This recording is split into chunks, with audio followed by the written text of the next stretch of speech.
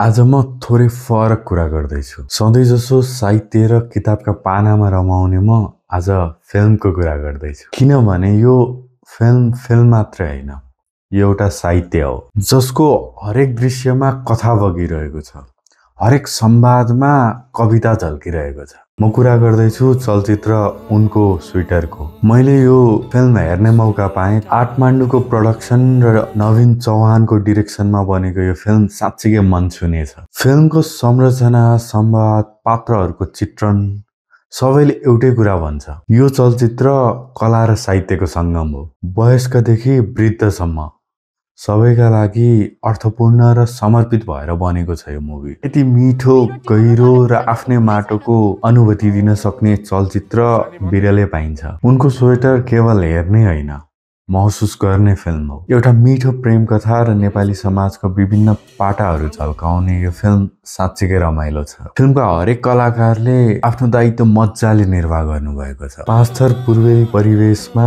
काफ्ले र फूलको कथा हेर्दा हाँस्दा हाँस्दै कुन बेला आँसु झर्छ पत्तो नै हुँदैन। झन् ट्याक्क मोमेन्टमा सुजन चापागाईँको गीतले त तपाईको मुटु नै छुनेछ।